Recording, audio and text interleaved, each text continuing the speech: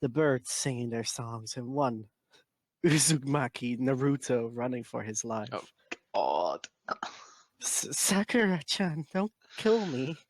Sharano, you painted Sasuke-kun orange. But he looks better now. You idiot, how can Sasuke-kun look better than he is already? It's not possible. Flashback. Team 7 was just coming back from catching the cat that the daimyo's wife owned. You stupid cat, you always run away. Why do you do it? Haven't you seen his owner, Dobe? Sasuke smirked. Shut up, Sasuke Teme. Ah! Naruto yelled as the cat scratched his face up. Darn cat, every hug you get, you deserve.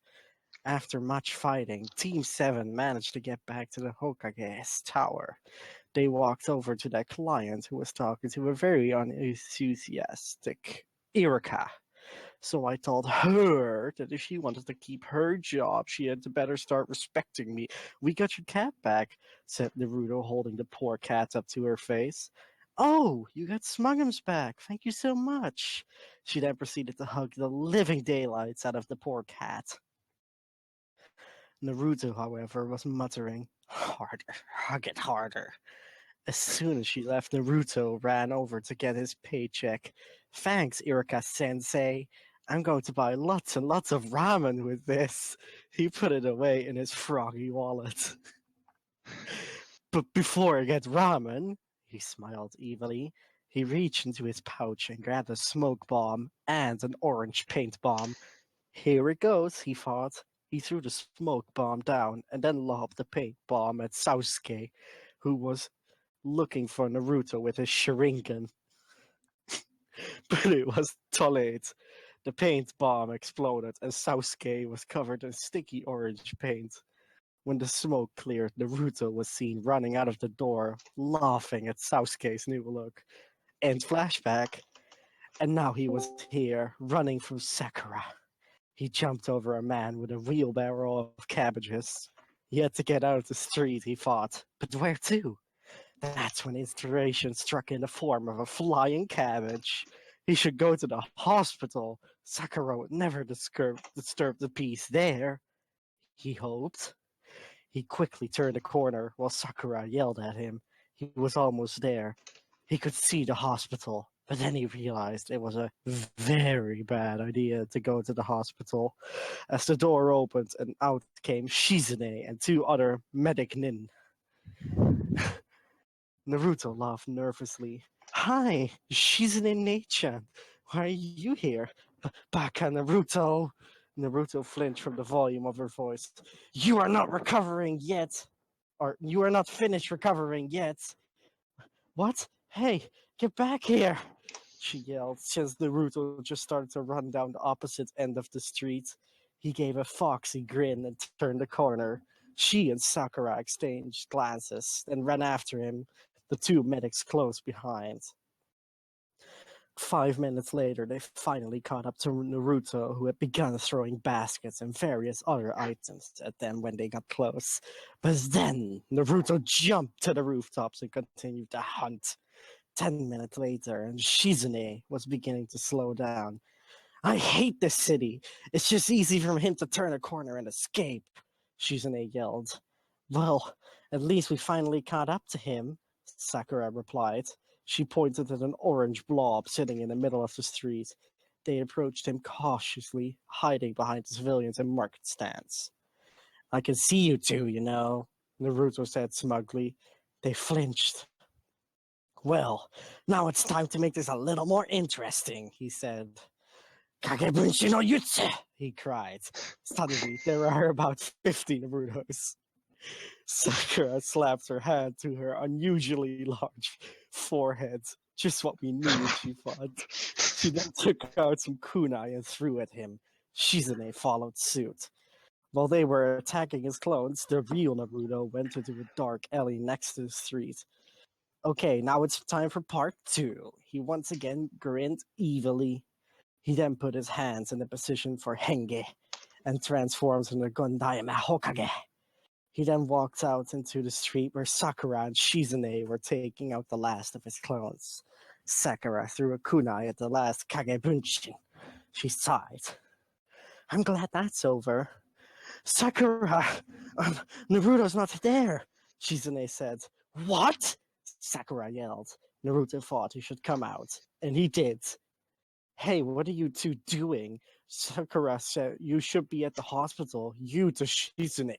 Naruto Tsunade said. I'm sorry, Tsunade-sama. You see that baka Naruto painted Sasuke orange, so I was trying to get Shizune tapped her on their shoulder. Oh. What? Sakura snapped. I just thought you should know. That's Naruto, not Tsunade. How do you know? Because that's Tsunade there. She pointed at Tsunade, who was charging towards Naruto. Who dares to take on my form? Tsunade yelled. Naruto smiled sheepishly.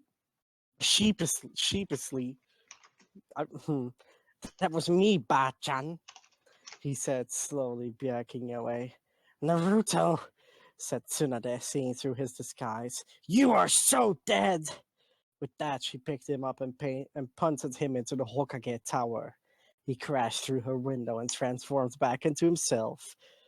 Tsunade-sama, you just kicked Naruto 100 meters. Yes, I did, Tsunade said smugly. Now come up to my office. I have a mission for Team 7. She started walking towards the tower with a shrug. Sakura followed. I'll just stay here then, Shizune said weakly, still in awe of the unfortunate Kyuubi container. After picking up a battered and bruised Naruto, Tsunade and Sakura walked up to the Hokage office where Sasuke was waiting. Sasuke-kun, I see you're back to normal, squealed a happy Sakura. But Sasuke, orange looks really good on you. I was thinking you could be a fashion model. The Uchiha in orange. Everyone would love you, mocked Naruto. Shut up, Dobby, said Sasuke, his eye twitching, ready to pound on the yellow-haired brat. Suddenly, the door opened and Kakashi walked in. Sorry, I'm late. There was this old lady who needed help walking home and liar! Both Sakura and Naruto yelled. Tsunade walked up to Kakashi. Didn't I tell you not to be late? She said, her eye twitching. Yes, Hokage-sama, he said, hoping to get out of a beating. Too late. Tsunade walked over to Kakashi and slammed into the wall. Tsunade walked back to her desk and sat down. Team 7, I have a mission for you. It will take a year and you will be protecting some boy in some weird school. I don't have all the details myself, so our client will be here in a few minutes to tell you about it. Naturally, that spawns some response. What? The mission is going to last a year? Sakura and Naruto yelled. Sasuke too didn't like the mission, but he just leaned silently on his part of the wall, and Kakashi was just reading his book. Yes, it will just last a year, Tsunade confirmed. And here comes your client now, she pointed at the fireplace. Out of the fireplace came a tall old man wearing a pointy black hat, black robes, and half-moon spectacles. Naruto was beyond himself. You look funny, he said, pointing a finger at the old man. Naruto, that's her client. Don't make fun of him, Sakura whispered, though she did think he did look weird. I mean, who wears a robe these days anyways? And the hat just looked plain silly. Tsunade gestured to a chair in the corner of the room, but Dumbledore shook his head. No, I think I'll just draw up a chair, he said, his voice rich and deep. Out of his pocket, he pulled a wooden stick and started to draw a chair in midair. It suddenly materialized in front of Naruto. Naruto walked over to the chair and poked it. It's real, he gasped. How did you do that? He said in awe. That, Dumbledore answered, was magic, and you will be learning some of it during your mission. Learning? Sasuke asked. Why will we be learning magic if we are going to protect someone? You are going to be posing as students in my school, protecting a boy named Harry Potter. Recently, your top criminal, Sirius Black, who murdered 20 people with one attack. He is apparently after Harry. Also, he was the Dark Lord's #1 servant. Oh wait, no. And since Harry is the Dark Lord's sworn enemy, Black really want to get him, concluded Dumbledore. Wait, who is this Dark Lord? Sasuke asked. The Dark Lord's name is Voldemort, or Tom Riddle. According to Tsunade, he is very much like Orochimaru. Anyway, he plunged the wizarding world into darkness 13 years ago. When Harry was just one, Tom tried to kill him and his parents. Unfortunately, he succeeded in killing Harry's parents, but could not kill Harry. Harry is the first person to survive an attack by him. The curse used rebounded on him, and he is now merely a shadow of what he used to be. Any more questions? Oh, yes, you with the pink hair. Oh, why have we never heard of wizards before, except in stories? The same reason we haven't heard of shinobi. You see, thousands of years ago, wizards and shinobi lived together in harmony. But we had a few problems. You see, us wizards believe that muggles, or civilians as you call them, should be isolated from us wizards. However, the shinobi liked having civilians around because they asked for missions, which the ninja got money from. Soon, a war broke out. It was ended when the best two wizards and shinobi sealed off the shinobi world from the wizards. And over the years, people forgot about the other side. Nah. How are we going to get to the wizard side if it's all sealed off or whatever? Naruto asked. I'll draw up a portal, and we just have to go through it. I'll explain the rest later, but now go home and pack, Dumbledore replied. Everyone ran off to pack, except for Kakashi, who was still stuck in the wall. Poor wall. End of first chapter. I was gonna say, if you read all that and there was nothing.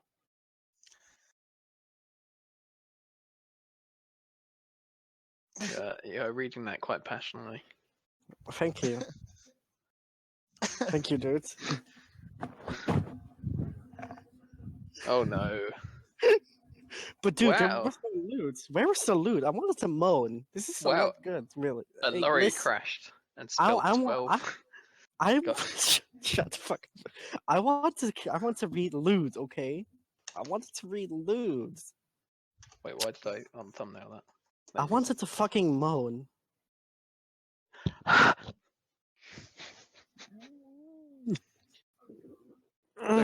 fucking lorry crashed, spilled 12,000 litres of paint on the motorway. That road is going to be like white when they clean it up. I thought it was Ashes? Oh shit, Ash's loot adventure. Oh dude, this is so long. Oh no. Okay. Is this Ash ketchup, yeah? Okay. God damn it! Ash softly shouted at himself in frustration as he jerked his way to the top. He was currently lying in his bed, trying to get his urge of desire out of him. Ash Ketchum thought it was all over with after his third climax for today, but he was dead wrong thanks to his mother batting in front of him at dinner. She didn't even have any panties on. Maybe she forgot to put on a pair after riding another random guy's dick. Ash thought as he became closer and closer to his end. Almost there, just a little more, he said as he couldn't help fantasizing about his mother. Ash thought of banging her doggy style, making her his bitch, but all of a sudden, the door opened. Shit! He exclaimed as he panicked and covered his body before his mother came in and saw him half naked. Ash, are you asleep yet? Remember, you've got a big day ahead of... Delia froze in her tracks when she looked at Ash's location. What? The 10-year-old boy asked his mother with curiosity before looking where his mother was staring at. His eyes went wide when he noticed his genitals was creating a tent. Ah, fuck, he thought to himself as he blushed with embarrassment. He had a feeling that his mother would go in a fit or something like that, but instead of scowling, Delia simply asked, "What were you doing?" "Nothing, Mom," Ash lied innocently. "You weren't jerking off, weren't you?" His mother said the obvious as Delia came closer to the bed with a devious expression. "No, of Mother. course not." Ash continued to lie as he backed up a bit when Delia sat next to him. "If you're going to continue to lie, then I have to punish you, dear." "But I'm No. not! There was just a sexy accent and I suddenly got stiff." "Fine, be that way. I'll just have to punish you," Delia lustfully said as she took the blankets off from him and saw his 9.5-inch cock. "Mom!" Ash shouted in embarrassment as he tried covering his member with his hands. But Delia easily took it away and began slowly stroking his manhood. Ash, on the other hand, shivered due to her touch. "What the hell is she doing?" Ash asked himself with confused, but soon turned to desire. "God damn it, she really is a whore. Oh well, Mothers knows what's best." He thought to himself as Delia continued to jerk him off slowly. "You've been a bad boy, Ash. Mommy's going to punish you." Delia cooed as she slowly licked the tip of his stiff penis. Ash just groaned at the hands and tongue of his mother as he became frustrated by her teasing and wanted released badly. So badly that he suddenly grabbed her head and forced it down his cock, then out and repeated, causing her to cough a bit in surprise. "Ah, Mother, I'm gonna come," Ash groaned in pleasure as he was close to release. Delia just moaned with desire as well, hungry for her perverted son's seed. With one last insert, Ash reached his climax, and his cock released tons and tons of hot, thick sperm juice inside his mother's mouth, causing Delia's eyes to become wide. He was releasing so many cum that he thought it was impossible. After the ejaculation ritual, Ash let go of his mother's head and relaxed his head. He had never felt something like this before. Besides all of the ejaculations he had, he only used his hands, but this felt much better. And he wanted more for some weird reason. After Delia finished swallowing all of her son's sperm, she she stood up and began taking off her pink lingerie gown, leaving her half naked with a black bra and a black G-string underwear, causing Ash to blush at the scene. "Mom, why are you doing this?" Ash asked as he shook his head with confusion. "I told you I'm going to punish you because you lied." "But this isn't how moms should punish their children." "Well, I'm not others' mother. I'm yours. And from now onwards, I will forever be yours," Delia said with a warm but mischievous smile as she stood on the ground and slowly but enjoyably took her underwear off and slipped off her bra. Ash, on the other hand, was getting turned on all around his genitals as his mother took her time by crawling towards his side. "Or is this just an excuse to get my cock?" Ash asked with an eyebrow and smirk, which made Delia smirk back. "You could say so." When Delia was close enough, she gave her son a passionate kiss, which he returned as he began to caress her body, from her neck to her back to her firm yet huge ass, Betty. as she gave them a squeeze, which made his mother moan in the kiss with pleasure. So who After else a is fapping? couple of minutes, he began sliding his left index finger in her asshole, which made Delia jump in surprise. "You naughty boy, Ash. This was supposed to be your punishment," Delia stated as Ash tipped them over so that he was on top of her with a perverted smirk. "Not anymore." Ash began wailing his finger in the behind, which made heat up with pleasure.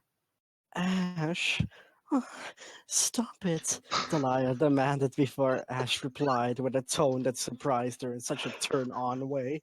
Shut up, you slut! You've taken more than a finger in this whore of a body of yours.